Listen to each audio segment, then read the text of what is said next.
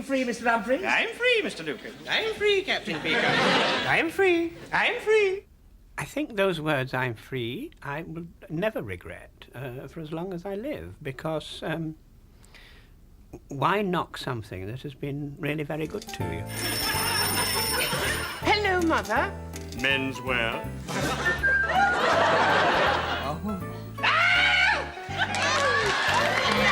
You know, you should have the name of your ship on your headband. If the naval police had spotted that, you'd have got into trouble. And they've got into worse trouble if they'd seen what was on before. What was that? Kiss me quick. I grew up in Blackpool, which, of course, is a big theatrical town. My mum and dad took a boarding house, 12 and 6 a week, full board. That's what they paid, and it was holiday makers. It wasn't theatrical. In fact, I used to get very upset with my mother, but my mother said, I'm not having a load of dancers in this house because there'll be stockings hanging in the bathroom all day long. My mother was a lovely lady, but when I was at school, she thought I was absolutely ridiculous, you know, when I did the Pirates of Penzance or Aladdin or Mother Goose or something like that. I would say, are you coming to see it? And she would say, I'm certainly not. I'm not coming to watch you make a fool of yourself. And yet everybody else's mothers liked me, you know. He was influenced very, very strongly by the sort of shows that he saw in Blackpool as a young boy. There were 13 live shows when I was a kid, every summer, and I went to see them all. I always thought that the theatre were full of girls with wonderful and a lot of glitter and feathers.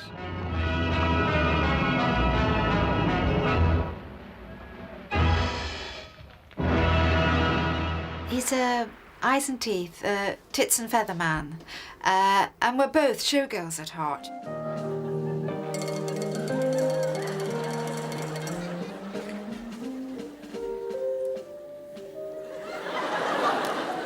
John has a good Lancashire voice.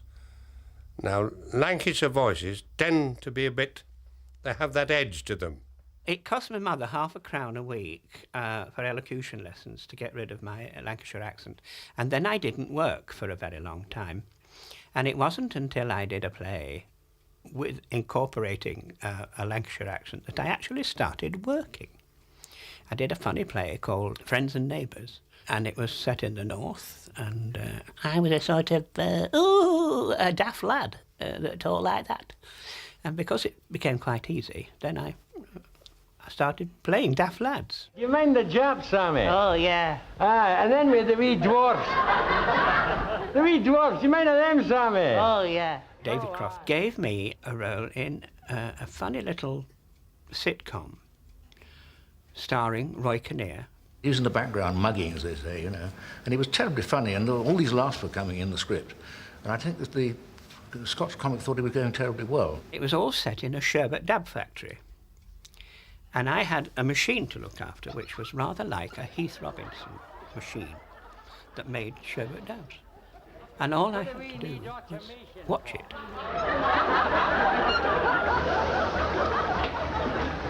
You ready then, Sammy? Right. And Duncan McRae thought he was getting an awful lot of laughs. And he wasn't, it was me, behind him. I should have known right away that you were Japanese. That's his little game, eh? Filling the place up again with Japanese, eh? I'm not Japanese. Eh? Well, prove it then, prove it. John had quite a background of variety, where he worked with a lot of the big comics of the day, and that has to be a very good training ground. Well, I'd been doing pantomimes, I'd been doing summer seasons. I'd worked with wonderful people like Sid James and comics, you know. A comic's crutch, I think I was known as. But it wasn't really until Mr. Humphreys came along that ladies with prams used to attack me in Woolworths. I like it much better than where I was before. I was in tools, paint and hardware. You meet a much nicer class of person at Grace Brothers. I was just about to finish a pantomime, Cinderella, at Coventry Hippodrome. And I got a letter and a script from David Croft saying, a little note saying, would you like to play Mr. Humphreys in this one-off comedy playhouse? As soon as we decided we were going to do I Being Served, I had saw a vacancy for a character like Mr. Humphreys, and he took to it very quickly. I remember seeing John and thinking, my goodness, what a wonderful piece of casting. He was not an important character, but I knew that he was going to become important, and so he was always at the background there. And, yeah. And the moment he walked across the floor, he got a terrific laugh. Of course, that's one of David Croft's strengths, you see. He sees somebody that will fit the part, he casts them, and then lets them get on with it. David went to see Bill Cotton, who was then head of Light Entertainment. He'd seen the pilot, and I think somebody had failed to deliver a series or something of that nature. And I said, well, look, my show's all ready to go, you know. We could write the scripts in absolutely no time at all. And he said, oh, yes. Yes, well, we'll have some of those, but get rid of the puff. I said, well, in that case, there's no show ready. And David, and thank you, David, said, if the puff goes, I go. He said, well, all right, get on with it. You know. Yes, apart from which he wasn't really a puff, just a mother's boy and a sissy. Yes, exactly. Ground floor perfumery, stationery and leather goods, wigs and haberdashery, kitchenware and food going up. It's a bit of McGill postcard humour. Mr. Humphreys, leave my pussy alone. If one could think of a good double entendre that could be taken either way, which is what it means, then if you take it in a way that you find it enormously amusing, then that's fun. It was totally and wholly politically incorrect. Excuse me, madam. I wonder if we could interest you in the new flexi bra. However wayward your figure, the flexi bra will cling to it and control it. I know all about them, thank you. In fact, I wear one.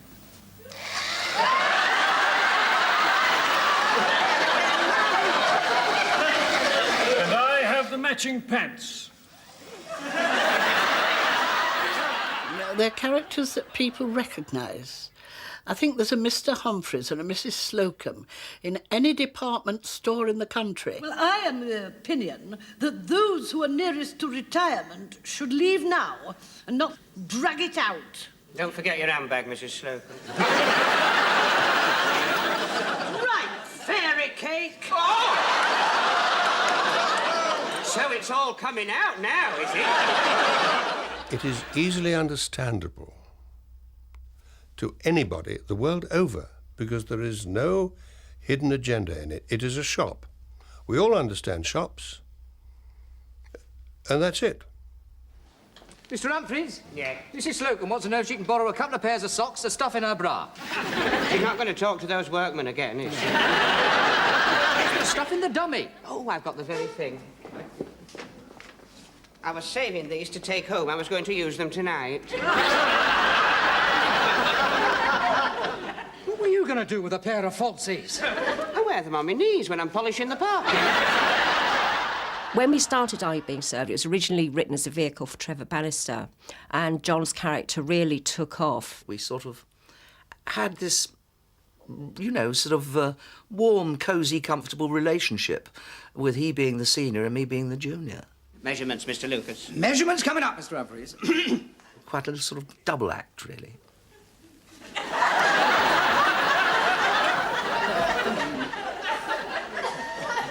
Breathe out. I am breathed out. Why didn't you bring the 60-inch tape? Because our stock only goes up to 42. Have to improvise. Yeah. 42 and a pencil. Waist. 42 and a rubber. Hips. Oh, my God.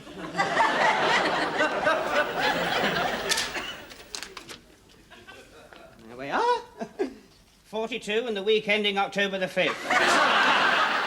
Among Mr. Humphreys' many foibles, one did realise that obviously he'd been in menswear ever since he left school, because he knew all the tricks of the trade. Now, this is a little wrinkle worth knowing. Come over here. I don't want Peacock to see. like putting his knee into the sleeves of a jacket to loosen the stitches so that it would fit. Very crafty. And you pull until you break all the stitches. If you listen, you can hear them go.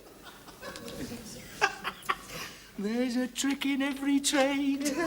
Well, the trick in this, Mr. Lucas, is to make sure that the customer gets it home before the sleeves drop off. And, of course, he was an adept with the tape measure, and he always breathed on the end before he took an inside leg. Oh, dear. Hang on a minute. What's going on? I'm warming the end a bit. Captain Peacock's attitude to Mr. Humphreys was occasionally rather suspicious. He thought he was a good salesman, but on the personal level, he kept a wary eye behind him. I would have been here at 8:58, but I caught my handbag in the lift. Handbag? Well, it's Miss Brahms, actually. She left it on the stairs. She must have been in rather a hurry. Besides, I wouldn't be seen dead with imitation crocodile. Not with these shoes, anyway. I don't think that Mr. Humphreys ever would have considered a relationship with Mrs. Slocum. I mean, she considered a relationship with him, but then she considered a relationship with anybody. Mr. Humphreys, I want you to put yourself completely in my hands. Mrs. Slocum, if you're thinking what I think you're thinking, it's not going to be easy for you. Just pretend you're on a camping holiday with a friend. That wasn't the best suggestion you could make. Here we are. Oh, this is nice. What a lovely bedspread.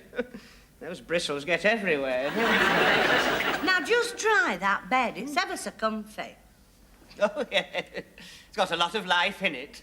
There's a lot of life in me as well. He brought a lot of the pantomime ability, pantomime comedy. Oh, yes, he did. He brought all his expertise in that world. Yeah. Yes. And it helped us more than it helped him, I think. You know? Yeah.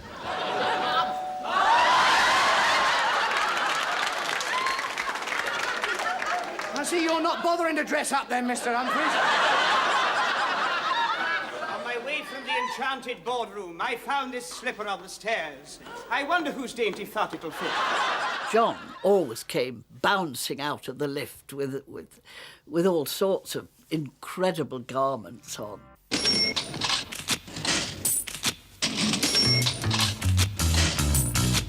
Ground floor perfumery, stationery and leather goods, wigs and haberdashery, kitchenware and food going on.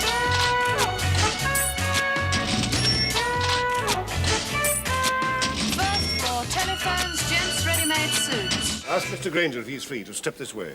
Excuse me. Mr. Humphreys has got a very strange walk, as we all know. Are you free, Mr. Granger? I think John's mincing came from John, really. John, didn't it? yes. Yeah. The moment he hung his hat on the peg and walked Yeah. in, I think, yes. I did a little stint at Austin Reed's in my youth, and there was a young fella there who worked on the cufflink counter, and he used to mince round this counter. So one day at rehearsals, I had to go from one side of the counter to the other, and I did this, really to make the cast laugh. Oh, it was amazing. It fell about. And, of course, you see, it wasn't so noticeable when he just went round the counter, but when he said, walk this way, and off he went, it's too funny for words. If you've got any complaints, will you get them over quickly? I've been under a lot of strain lately.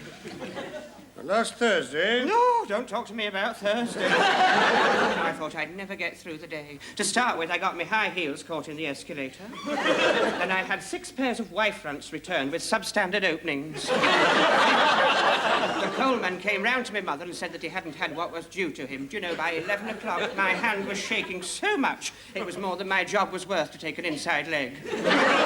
One of the most amazing things to me is the popularity that Are You Being Served has had in America. The BBC said, oh, no, the Americans wouldn't understand British humour. No, they wouldn't understand.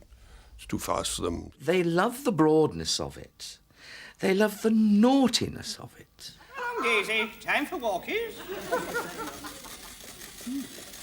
Now then, here is Daisy's friend, Billy the Basset.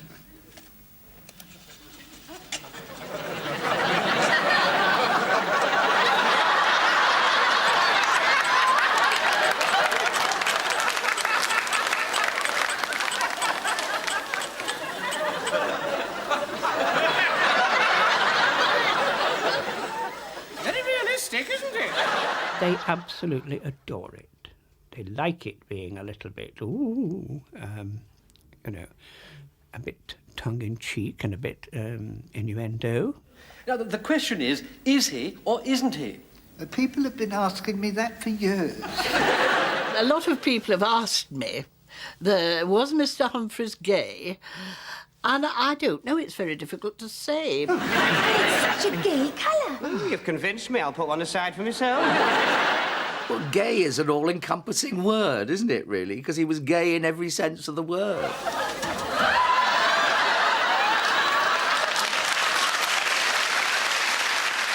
We never wrote him as a fool, but Similar with the way he walked, he was a bit, you know, that way inclined. Mr. Humphreys, you're standing like that again. Like what, Captain Peacock? Like that. Well, would you believe it? You know, I had 5 rolls of wallpaper under there. He was a bit of a mother's boy. I don't say that in a derogatory sense, but being that, it made all the women like him. You know, the bit I liked best was sitting on my mother's knee. She used to tell me stories about fairies. I think it coloured my whole life. I should really imagine that he wasn't very much of anything. He probably led a very celibate life with his mother. I can't see really how Mr. Humphreys could upset anybody, especially a gay rights group.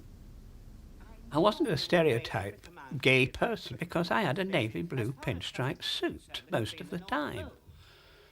I remember being in New Zealand and some gay people, bless them, they came to the club I was working at.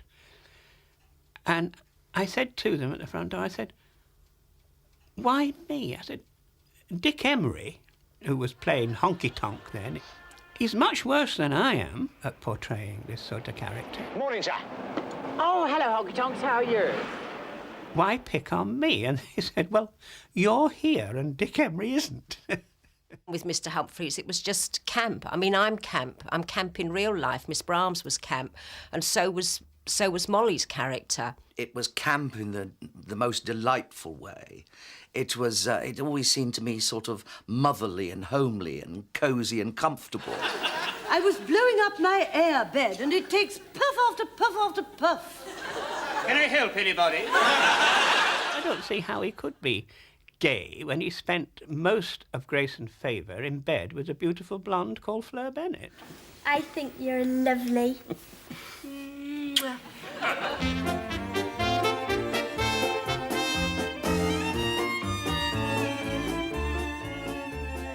We thought Grace and Favour would be a marvellous sort of sequel to Are You Being Served? Because, you know, they'd been away we hadn't seen them for 7 years. No, they've had 7 years off. I think people were asking what happened to them. I was very thrilled when it was all going to happen.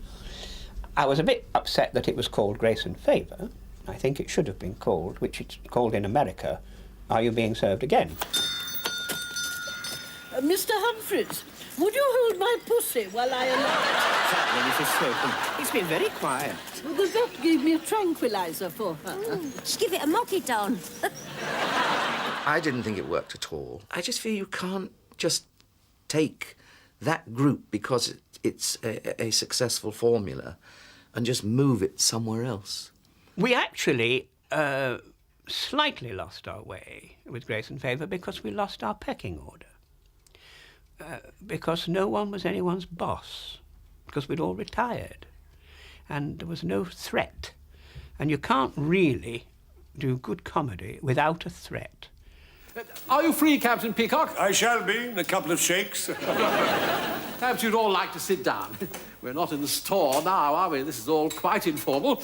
Are you free, Mr. Humphreys? I'm free. The abiding memories of John in Grace and Favour was the fact that this lovely, innocent farmer's daughter had to share a bed with him. Oh, nice pyjamas. Thank you. He had a girlfriend, I think, because we didn't want him to be... Without a girlfriend? Yes, exactly. Yes. We didn't want him to be sort of... Thought to be a man that couldn't have a girlfriend, and so he found he was in bed with the chef, who was a lady. The girl who slept with John Inman. Oh, dear. Oh, it's such a funny idea. I would have thought that a very improbable line of humour.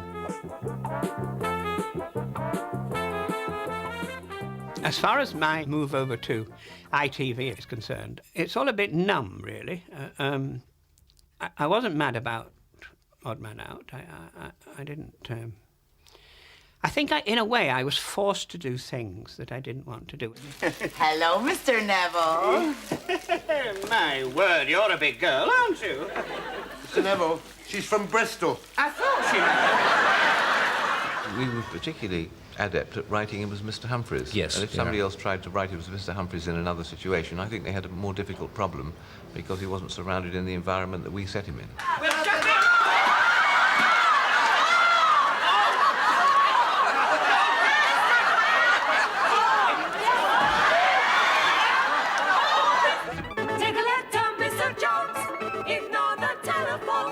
You're a model secretary. You don't leave me in a mess. I get my satisfaction sharing your success. Take a Letter, Mr. Jones, which I did for Southern Television, I really liked. Graham Jones, Mrs. Warner's personal secretary. So you're the famous male secretary. Wasn't popular, so everybody wants to see John Inman as Mr. Humphreys. Have I missed anything? Well, there are one or two teething troubles, but I'm sure you'll soon get the gist of what we're trying to do. Show him, Mr. Hunt. Ho, ho, ho, little boy. Have I got a surprise for you? Being Mr. Humphreys has been an absolute joy, actually, for most of my career, I suppose, now. And everybody knows me as Mr. Humphreys. I have been able to do, purely because of Mr. Humphreys, I've been able to do other things. He has another wonderful old act as a toothless old man, you know, with one tooth and a bald head, which is hardly recognisable to people who only know Mr. Humphreys. I've just been in a pub now. I was standing there. I said to the barmaid, I said, it's 3 years since I came in here. She said, well, I'm serving as fast as I can.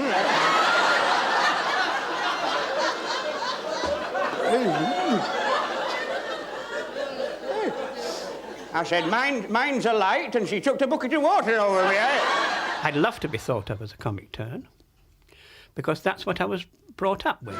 With me little wiggle waggle in me hand, my God, I'm such a dandy. It's not my strut, nor my face tut-tut, nor my brand new caddy like a pimple on me nuts. Ladies and the maidies I meet when I am walking in the Strand, they'll look at me and I shout, I'm free, because I'm my little wiggle. I was walking along the street with him, and this little old lady was walking towards us, and her face when she saw John, it just lit up. She was so pleased to see him, and it warmed my heart as well. I thought that's smashing, you know, to have such affection from the public, from all age groups. There we are. Do you like those jelly fruits? They're nice, aren't you? You can have another one. There you are. You might as well have another. Pantomime is the one great love of his life. The very first time I played Mother Goose, I think I was about 14. It's got everything. It's got dressing up, it's got pathos, sadness. Could you make me beautiful? I'd really like to be beautiful.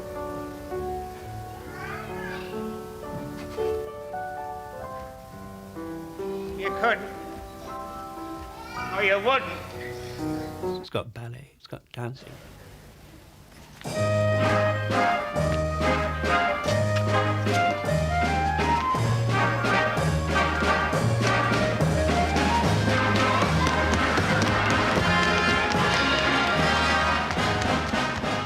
I just love it. There's every single thing you need in one show. Are you free? That's the posh side, definitely.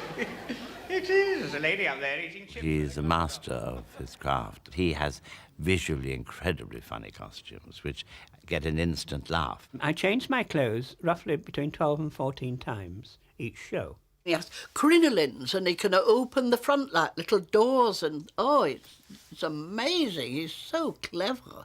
I visited him in the dressing room and he was taking a pair of trousers up, not for the stage, but he obviously is still very handy with a needle. I've always been able to sew, really, but it's all down to my mother, and very useful it is too, you know. If a button drops off here and there I am with my needle. It's time for my beauty sleep. Night-night, girls.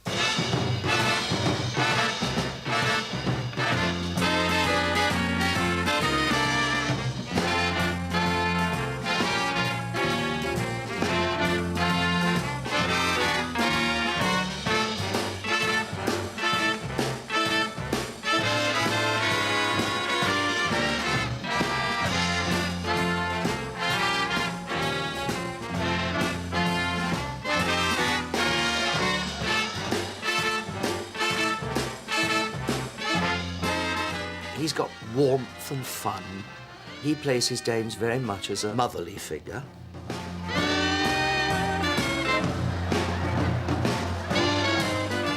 He's an absolutely wonderful pantomime dame, in the best possible traditional sense. Hasn't it been a shocking day for brides?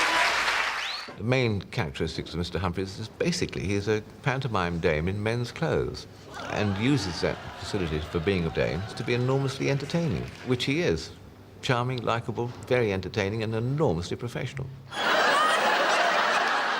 I would love to have John working in Audrey's hairdressers. Is all this really necessary? Oh, switch him off, Mr. Lucas. I think Audrey would fall in love with him and they could have lots of gossips and chat. I think he'd probably put Audrey in her place, but in a kindly way, in a loving way. I certainly would have John in my hairdressers anytime he's free.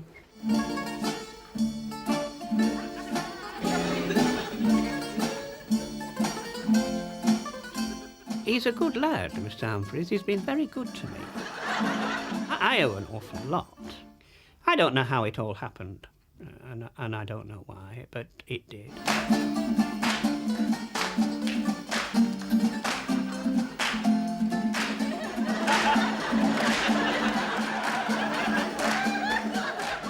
I think on the whole, John is an entertainer. In the best possible sense of the word. An entertainer suits me nicely.